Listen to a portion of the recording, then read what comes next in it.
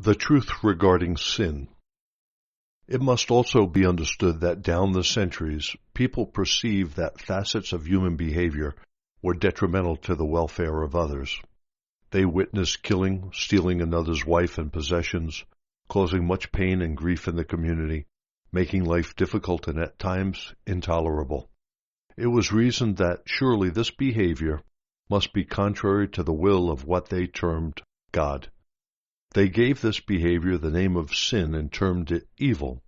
Eventually their prophets reasoned that such aberrant behavior must emanate from an evil force opposed to God, and they called it Satan. They threatened and punished each other in the belief that sins were evil and that their God would punish man for their wrongdoing against each other. This behavior is practiced to this day in the churches. Ministers try to control people by fear. The concept of sin against Jehovah, the eternal and infinitely mighty Creator, was a clever and powerful method of controlling other people. The church beliefs are a tragic travesty of all that I tried to teach the people in Palestine. Moses first enshrined the belief in sin and punishment in the form of the Ten Commandments. Moses said that they were given to him by God, and that if the Israelites broke them, they would have to suffer the penalty. In some cases, this meant death by stoning. They were taught that by breaking the laws, the Israelites would be sinning against their God. The exact truth is, Moses went to the mountain to pray for a means by which to control the unruly Israelites. In answer to this prayer, the Ten Commandments were inspirationally given to him to help him in his task of bringing the Israelites safely through their desert sojourn with the least degree of troublemaking.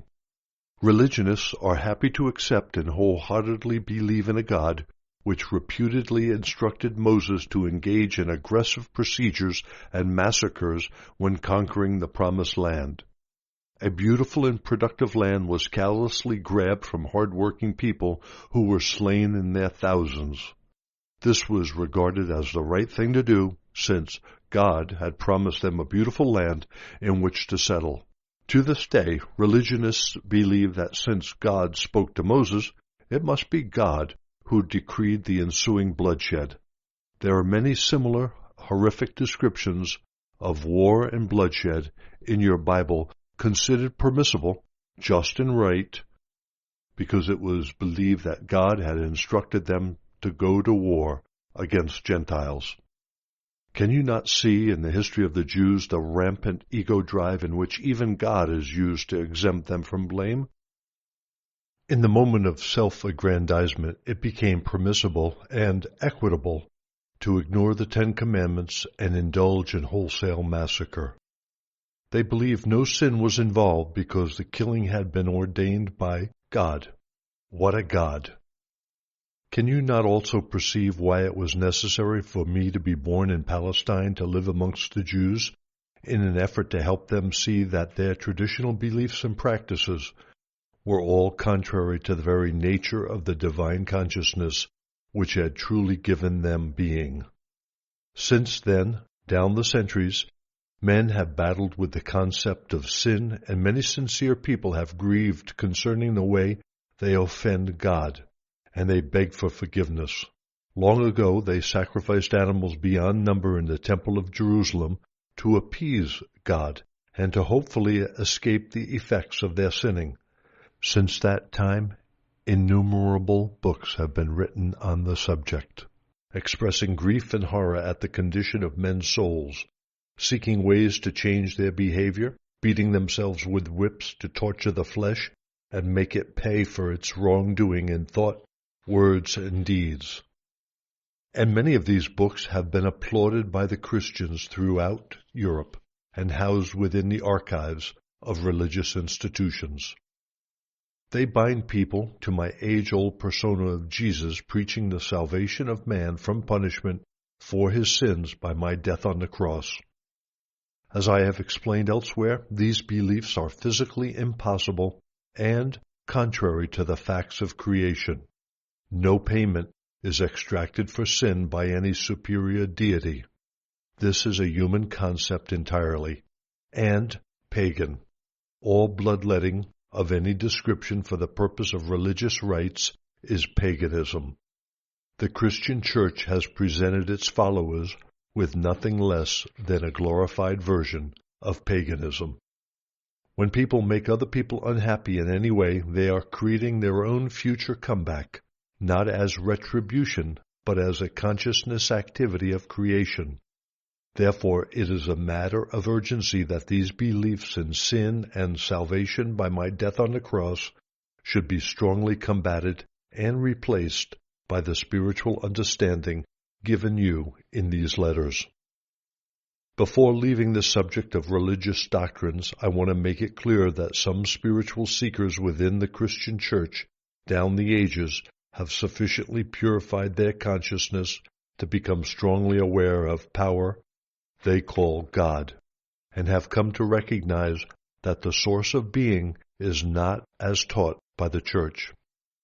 But only a few people have been sufficiently spiritually evolved to move beyond the parameters of religious beliefs, to feel the full inflow of power, since the vast majority of people can only conceive truth within an earthly terminology.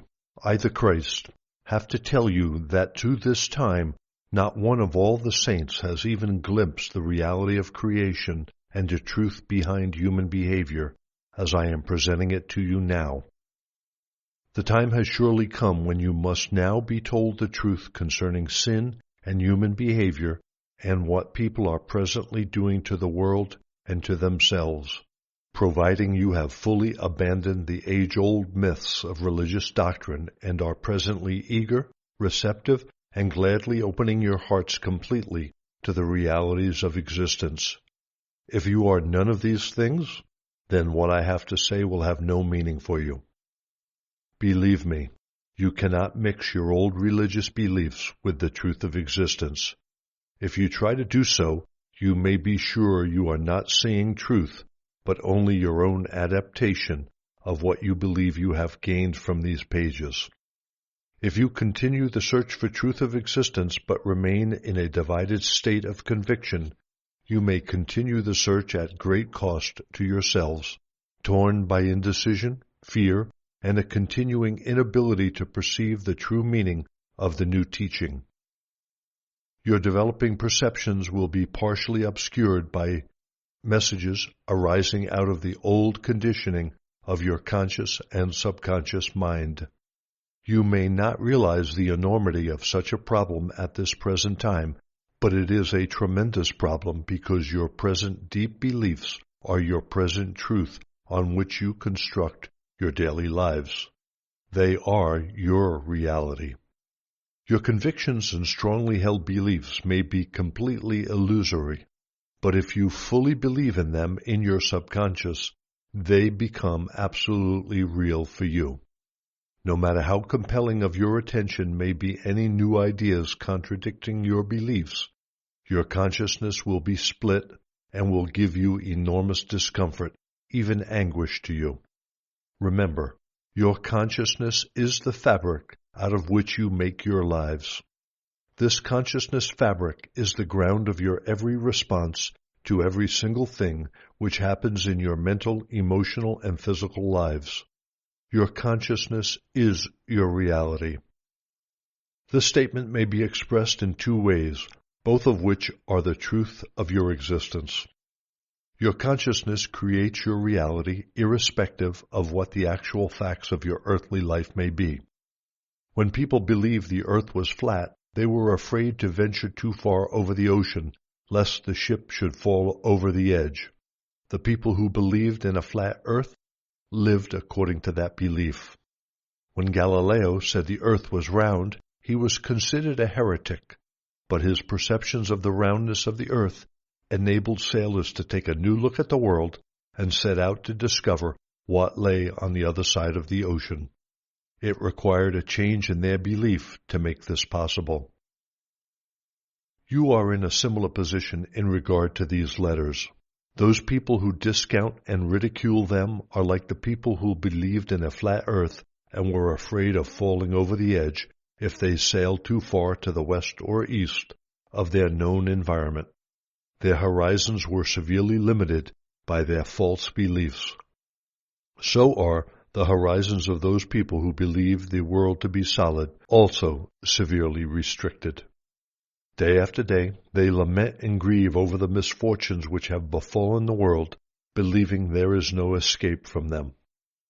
But the people who can grasp and welcome the truth of consciousness I am presently giving the world are like those who perceive that travel on the oceans could be limitlessly undertaken in all directions, providing they had the will to set out on such a journey. Therefore, your state of consciousness is the most important consideration in your life, not your relationships or possessions or your position in life. Tend to your consciousness, and the blessedness in all aspects of your life will follow. By your consciousness you feed yourself with inner love and harmony, joy and beauty, even in the back streets of a slum. With such a consciousness you will find yourself being removed from the streets of the slum into an environment in keeping with your inner self.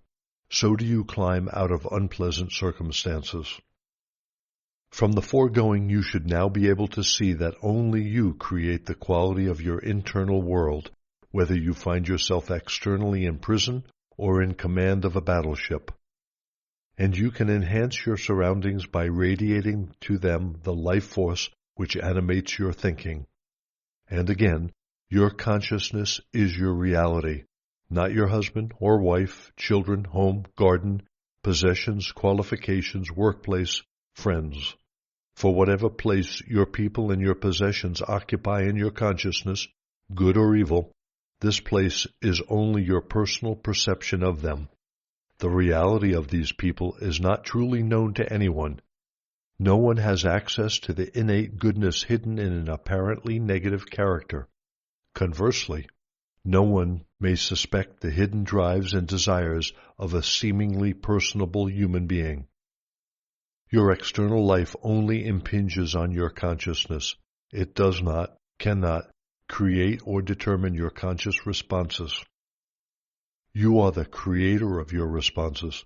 Your type of creation depends entirely on your deepest perceptions and beliefs regarding existence.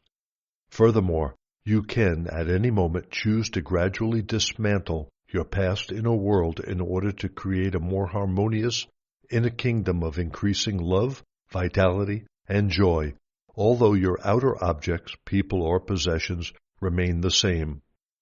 The spiritual power of the fabric of your consciousness will be radiated outwards and absorbed by the people, plants, bricks and mortar in your immediate vicinity. There will be definite changes and improvements in all that comes within your orbit. It is your destiny in this life, or future lives, to arrive at this full and complete realization. When you do, you will put your foot to the path of self-mastery, and then gradually move forward to becoming a true master of your human consciousness world, interpenetrated and assisted by divine consciousness. I, the Christ, commend this letter to you. I have put you in full possession of some of the important facts of creation which will enable you to transcend the ego, the guardian of your individuality, and to return to the universality of being from which you have really come. You have within your hands the means by which you can move into unconditional love, joy, and personal fulfillment. Remember that I have said that I yearn over the spiritual traveler's progress. As you move along the path I have outlined for you, there will be times of confirmation that I am indeed with you on your journey. You will see them, retain your faith in them. At all times I uphold you in divine love, for I am divine love in action. Believe this and find rest in my consciousness enfolding you.